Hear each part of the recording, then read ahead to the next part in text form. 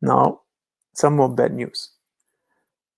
How do you know that whether a verb is regular or irregular? You can not see in the dictionary, unless the dictionary gives it away. I'll show you in a minute. You cannot see by just looking at the infinitive, which is gehen, to go, sehen, to see, lesen, to read, whether a verb is regular or not. The dictionary might indicate that, and some dictionaries do it like this. My go-to dictionary is dict.cc, but there's others. And you see here where the arrow is, it says gehen, ging, gegangen. And you see that definitely is irregular because it changes a lot and even gives you the forms that you need. The ging you can ignore. You just notice. Yeah, ging is Präteritum. It's always that order.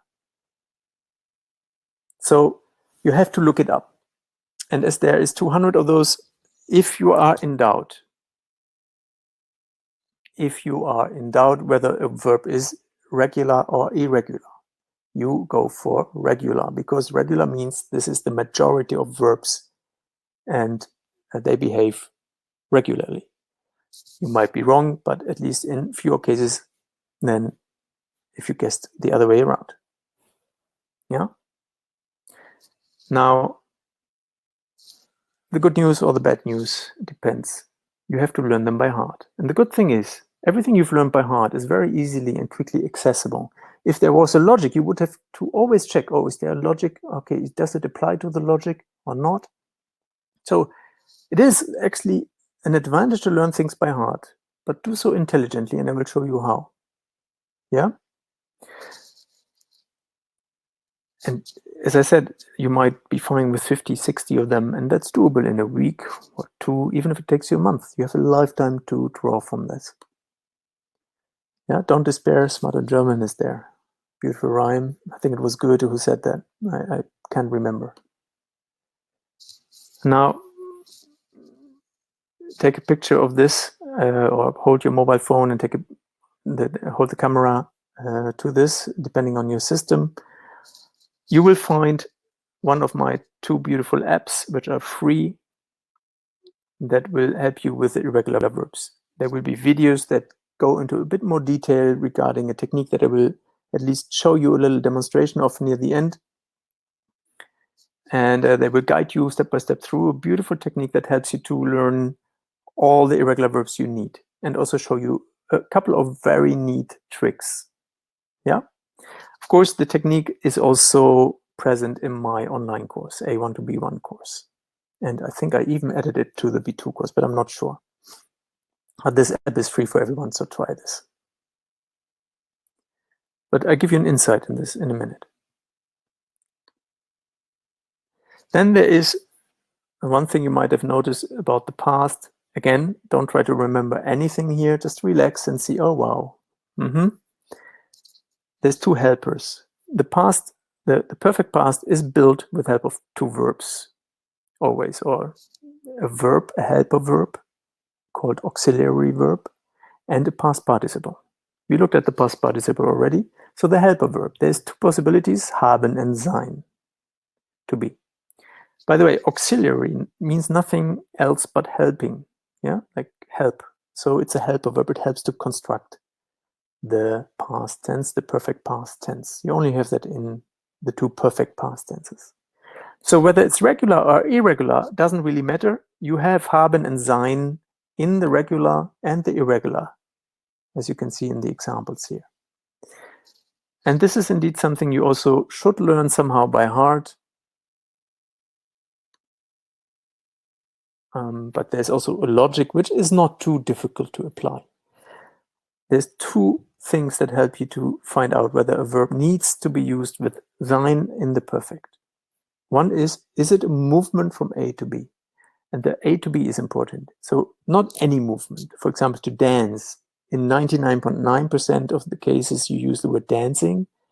It's certainly not used with sein. It could be, but whenever in your life have you danced or will you dance from point A to point B just to get to point B? I know very few people who do that. So yeah, while dancing is of course movement, it's not relevant because it's not a movement with the idea of getting from A to B. But you see here fliegen, fahren, gehen, Whenever you fly, drive, or go, it's usually because you want to go from A to B. You can also fly a plane as a pilot. That's not with the intention of moving somewhere, but there's very few pilots among the German learning people, at least compared to the masses. Yeah, so we can neglect this possibility. So good news is there's only 50 relevant verbs, which of course you learn in my course. You don't have to bother with this. The second logic is what many people call a change of state of consciousness, or change of state in general.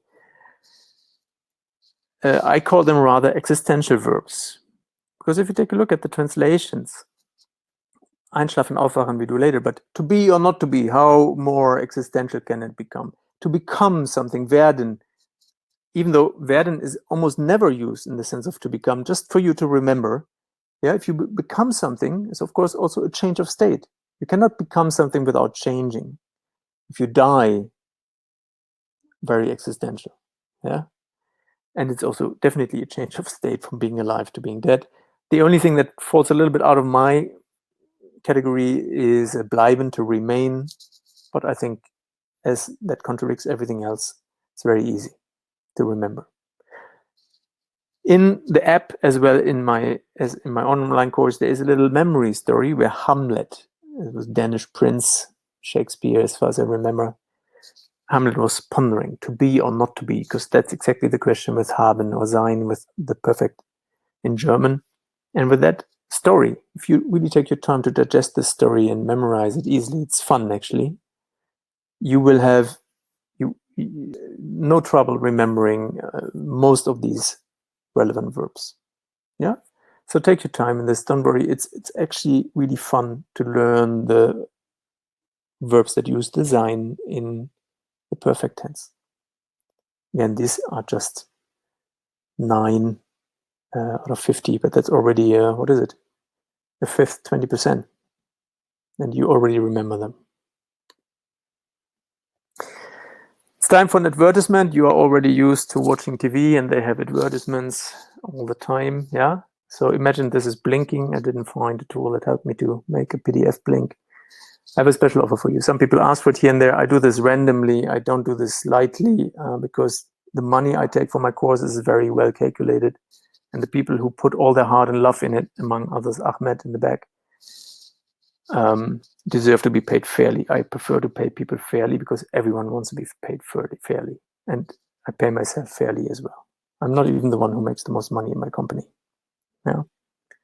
So here it comes. It's a one in a century opportunity. Now I do this here and there, but I really do it as I feel. So there will be offers somewhere. Ahmed, can you launch them, please? Or actually, the A1 to B1 one. I can also do. I can start it. Here it goes. So you can click on that link. The offer is limited to 10 people. Yeah, you come first, serve first. It's fine, and it should be up for 2 days. And you get a discount of $54. Please note that these prices are net prices. If you're in Germany, you have to pay 16% extra, which go into German schools, streets, and of course weaponry that we use to dominate the rest of the world. But overall, I think Germany does a good job taking care of its people. Yeah, so this VAT thing is something I just pass through to the government.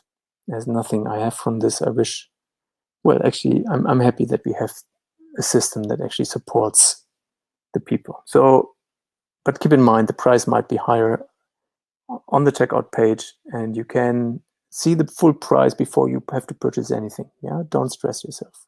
Really not necessary.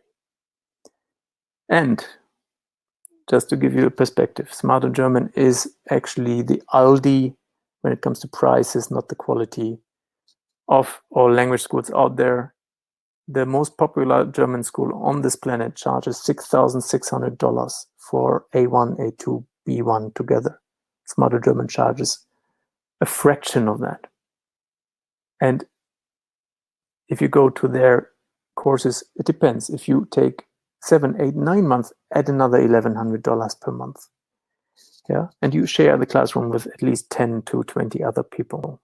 And with Smarter German, you have highly personalized, a highly personalized learning experience. Even the cheapest school is still $1,300 in Germany. And even in other countries, it is quite expensive to learn German in a school. Going to a language school, even if they give online classes, is an outdated way to learn German. I've done this for 20 years. And if you take a look at this, test it. Don't believe me. Test everything and compare. Yeah. And with Smarter German, you have 30 days to test the course and see whether this really works for you, because it doesn't really work for everyone. I understand that. But if you're an adult learner or want to become an adult learner, Smarter German is the way to go. Yeah, it's really German learning for adults. And it took me years to get to this state of becoming an adult learner. And what that means, I will possibly share in another video. Many apps treat you as if you were a child, and this is so not how things work. And that's also the reason for many things users experience that they shouldn't experience. So try my course. Try the free first lesson. I give you a link later. And if you like that, go for the 30 days money back guarantee. Just go in, purchase it, try it, and see. You will be either blown away and love it, or you will realize it's not for me. No risk. Yeah, you will see that quickly.